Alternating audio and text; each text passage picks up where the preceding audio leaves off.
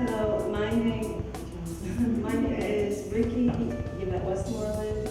I'm actually an actress. I'm most known for my recurring roles on a storytelling platform called Darman. It's been viewed over 20 billion times. And sometimes they do race videos, sometimes they do videos. Each story they do is based on learning a lesson.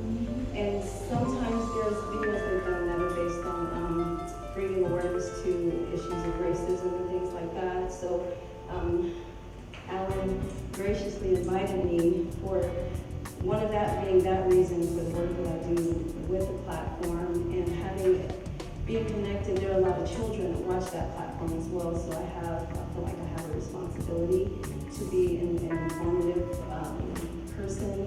And I also, for the children, and I also do advocacy for a political movement mostly known as the American Descendants of Slavery, Black American Descendants of Slavery, which is aimed at bringing more cultural, more of a political culture into Black American communities, because a lot of our issues have to do with multi-generational damage from the cost from not just chattel slavery and Jim Crow, but other things. But there are a lot of roots to that, and it's always been policies and systems that have really been harmful to us, and we are trying to bring an awareness there to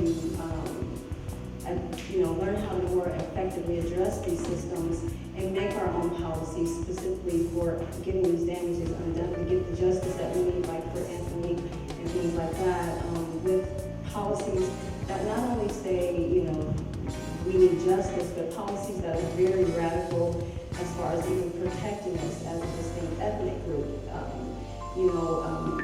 We've never really had protection in the way that we should. Our civil rights are not really enforced. And then there's also, more, in order to be a protected class, you need to be more, recognized as a distinct group of people.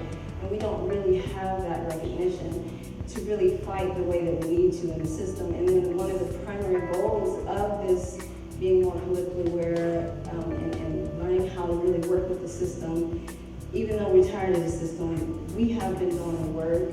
We have had legislation pushed. We've had reparations studies pushed here in California and everything, because they're getting together and writing our own legislation, our own bills and things like that, being actively involved and really understanding that that's the work we need to do. So anyway, I can go forever, but so that being said, that is, that's another reason that I'm here to, to inform in that way as well. So.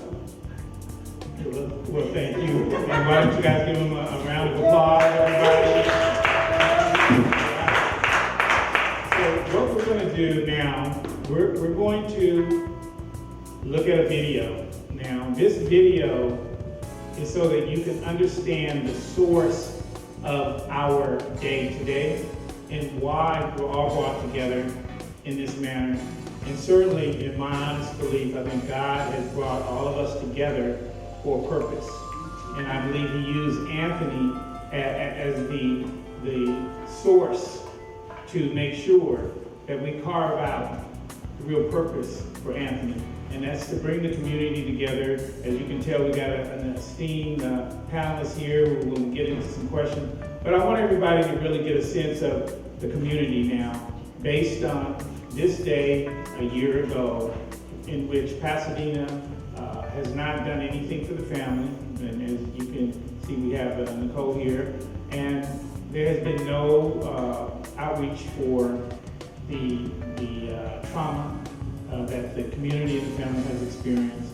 And so we also want to set the record straight, and we've shared it for 354 days on social media about the story. They put out a narrative. We're going to hear half is going to be their narrative, their speaking, and then we're going to have Walter Beasley, that was Anthony's best friend, who gave us an interview the day after, which was so powerful, right?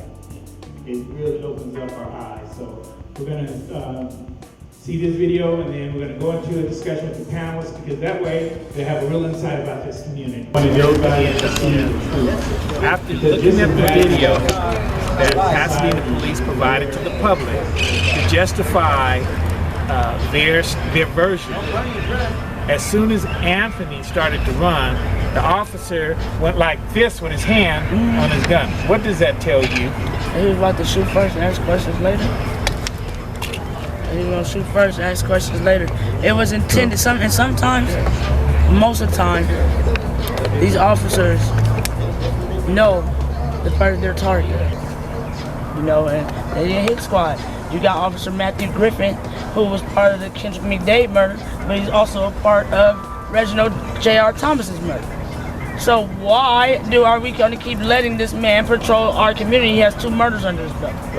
And for those viewers who hear what Jasmine is saying, we had Kendrick McDade, 19-year-old. He was shot and killed by the Pasadena Police. Matthew Griffin and Jeffrey Newman. And then in 2017, we lost Reginald Thomas to a. Thank you so much. And this is what community is all about.